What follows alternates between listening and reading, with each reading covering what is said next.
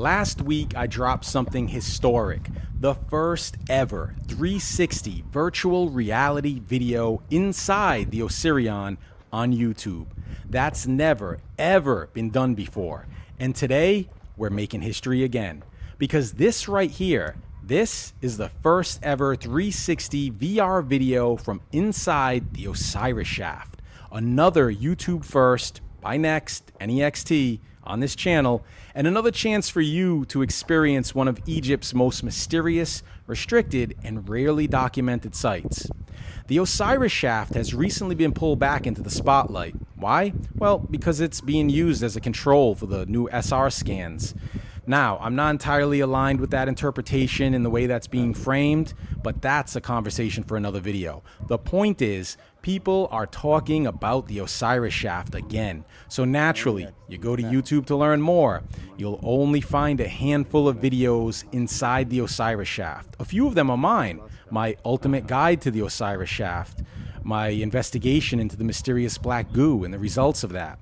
But even those, it's not in 360. They're traditional. They're flat.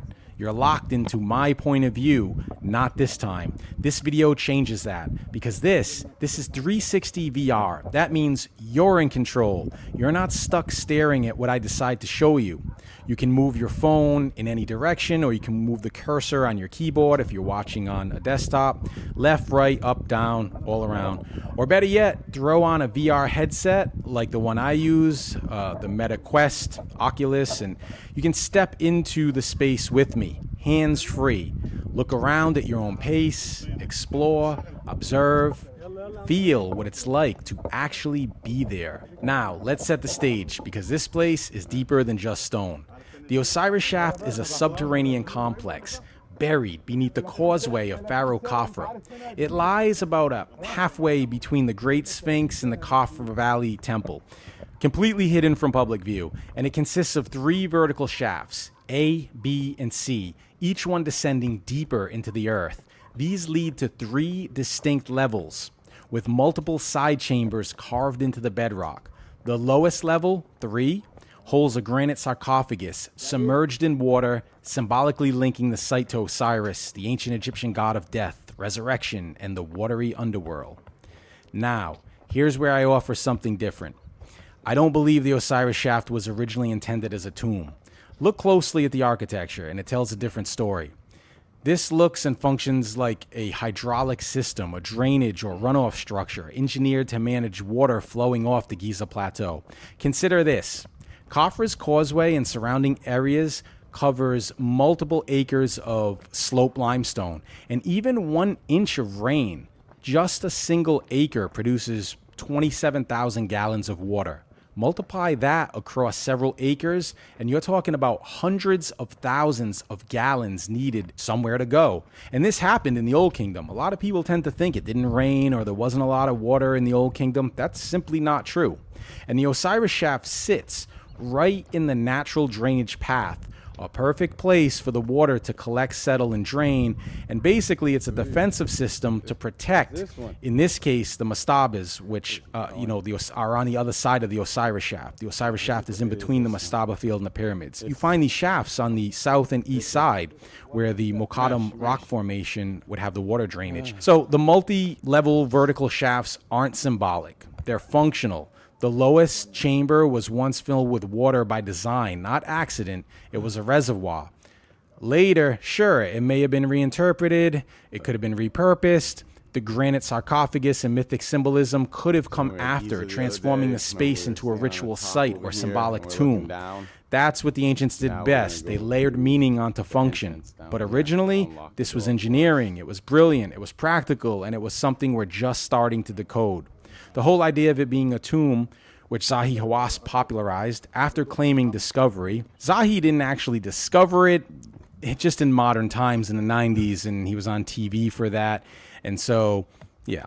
Anyway, whether you're a researcher who can't yet make it to Egypt or just someone who's curious about the ancient world, we've opened this up for you. No filters, no camera angles, hiding the truth, just you and the shaft. I captured this footage during one of my Esoteric Egypt tours where we had exclusive private access. I treated the group inside to descend into the shaft before it was ever open to the general public. We go deep, and now you get to come with me. So let the mystery pull you in. Step into the underworld. Let's descend into the Osiris Shaft.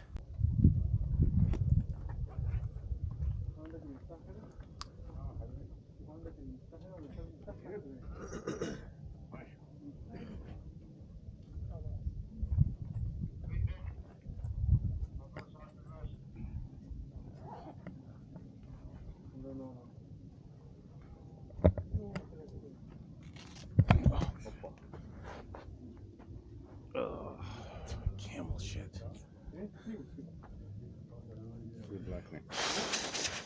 Thank you. Thank you. You want to leave any message? Here we go.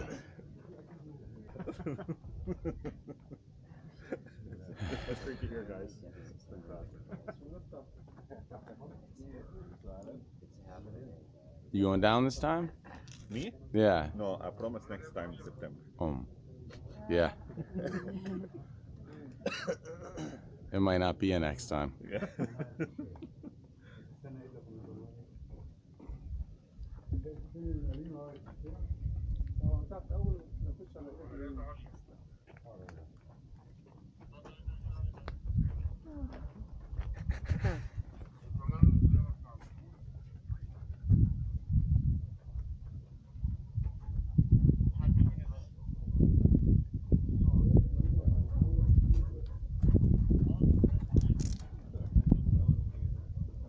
Let the bats out.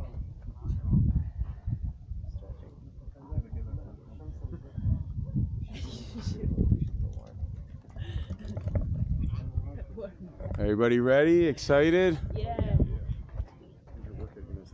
Happy you all signed up for this? Yeah. Where's everybody? My hands are up.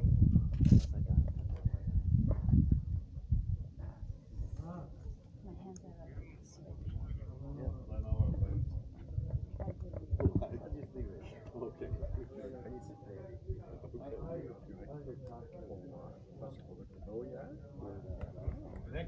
Yes. Huh? Ready? What's up, everybody? NEXT here, coming to you today from the Osiris Shaft. Let's go inside.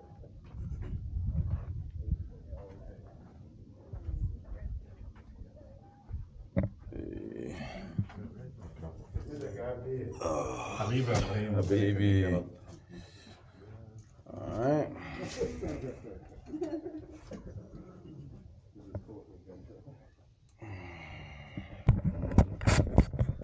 Ready for the adventure?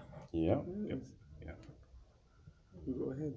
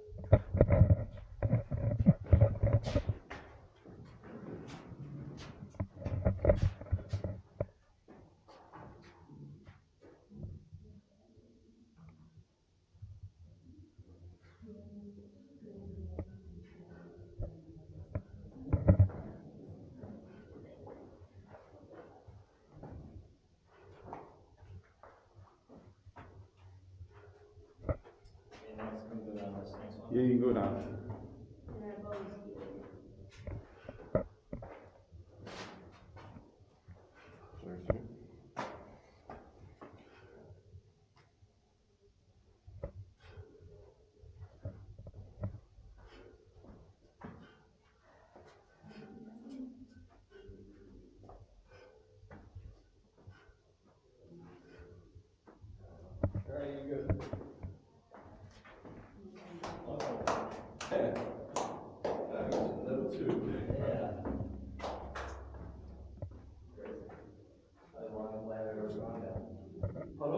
Longest ladder I ever gone down. Yeah, I could down many ladders there. Whoa. The last ladder you go down if you trip over that. It's like the water levels may have risen a little bit. You can go down first if you like. I'm not going down. Yeah, right. You can, yeah. Okay, But only one at a time, I think, maybe. And an even higher level. Oh, nice. Wow, even better. Absolutely amazing. Here we are now. We've just come down the ladder down here into the third tier. And this is the so-called Tomb of Osiris. You can see the sarcophagus lid right there on top of the sarcophagus. Up here you can see the tools left by Zahi's workmen when they did the television special in the 90s. And he also talks about the cavity in the back over here and having not further excavated it at that time. However, since then, he's actually done more work. They've sent several cameras in here and went quite a ways before the camera could no longer make it through. So we're not entirely certain where the water comes from. It continues to recede, and then more water comes back up and down, varying levels. There was a test that was done inside here. The results were sent to a lab in California, and they determined it's not the water of the Nile. So we're not exactly certain where this water is coming from. Some think it has the same composition or makeup, rather, of the water we find near the Fayum Oasis. It might be a channel coming from Fayum. We don't know. We can't say with certainty. More work needs to be done. Absolutely amazing here inside the Osiris Shaft. You can see this is where they sunk everything. This is typical like 27th dynasty shaft. Well, the cutout we know likely happened in a later period, so they would have sunk one shaft probably in between 5th and 6th dynasty when we had a lot of rainfall, then the second L shape, although it's not quite L shape, it's on an angle which allows the water to seep into the porous limestone. We have all three layers of limestone, remember 1, 2, and 3. This is the numalite layer down here, the lower level, as evidence that the Sphinx enclosure where we have like a layer cake of geology. But there it is, there's a sarcophagus. Here's where we would add the four pillars, columns. Let's see, there you go, wood floating in here, and a spectacular view of the sarcophagus. I'm about to head back up.